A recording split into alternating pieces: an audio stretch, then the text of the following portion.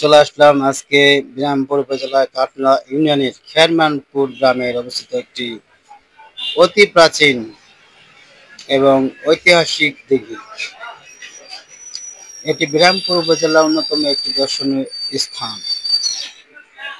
বিশেষ করে ঈদের দিন হাজার হাজার দর্শনার্থীরা ভিড় জমায়। বিভিন্ন রকমের দোকান ও ছোট স্টল বসে। এই পুকুরটির ৩১০ বিঘা জমির উপর। পুকুরের চারপাশে বিভিন্ন রকমের গাছপালা, সময় কাটানোর জন্য একটি সুন্দর জায়গা।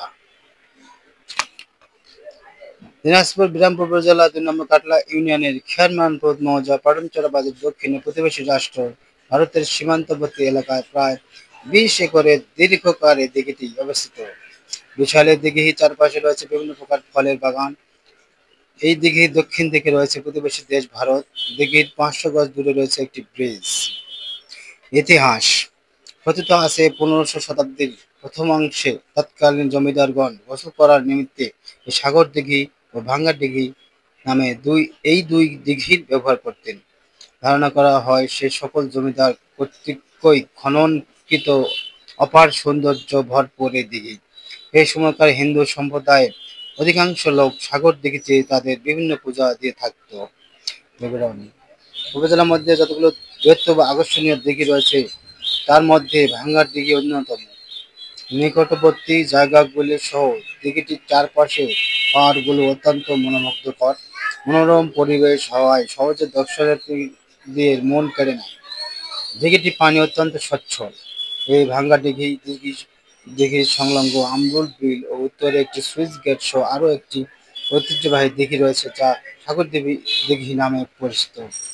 মুসলিমদের দুই ঈদের আনন্দ উপভোগ করতে ভাঙ্গা দিঘিতে অসংখ্য লোকজন ঘুরতে আসে। পার্কগুলো বেশ উঁচু চওড়া হওয়ায় শীত মৌসুমে দেশি ও বিদেশি হতে নানা প্রজাতির ঝাঁকে ঝাঁকে অতিথি পাখি আগমন, বিচিত্র পাখিদের মেলা বসে। দেখেন কি সুন্দর দৃশ্য, নৌকাতে ভ্রমণ,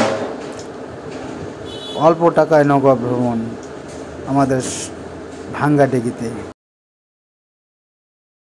সুন্দর লাগে দিঘির পাড়ে চারিদিকে গাছপালা, পাখির ডাক, কিচিরমিচির শব্দে দিঘির পাড়ের মানুষের ঘুম ভাঙে পাখির ডাকে, হাঁসের কলতানে।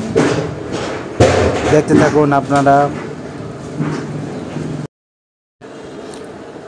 ভালো লাগলে লাইক কমেন্ট করবেন এবং পারলে শেয়ার দিয়ে পাশে থাকবেন। ধন্যবাদ সবাইকে। আবারও দেখাবো অন্য ভিডিওয়ে।